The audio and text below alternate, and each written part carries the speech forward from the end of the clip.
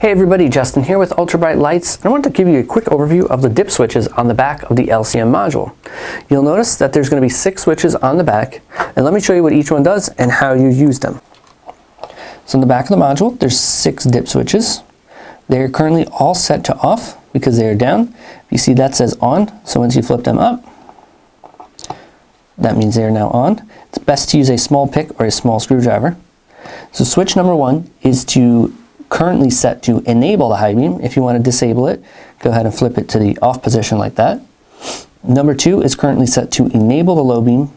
If you want to disable low beam, again, flip it to the on position. In the off position, number 3 is currently set to disable the reverse light. So if I wanted to enable the reverse light, put it to the on position. Now in some vehicles, this may activate the backup camera, so you might want to keep that off. Number 4 is currently set for LED equipped vehicles, so the flash pattern is faster. If you want to slow it down, go ahead and flip that to the on position.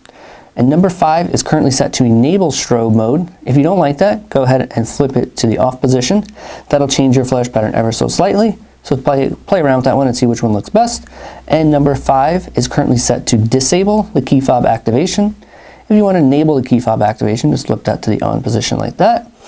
And enabling the key fob allows you to press lock, unlock, lock, unlock on your key fob, and that will activate the lights on your vehicle. So again, just use a small screwdriver. I'm going to put these all back to the off position.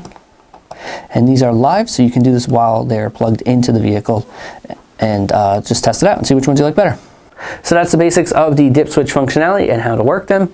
If you need to refer back to the instruction manual, that's the best place to explain how the dip switches work. And if you have any additional questions, feel free to reach out to us. Thanks for watching. We'll see you next time.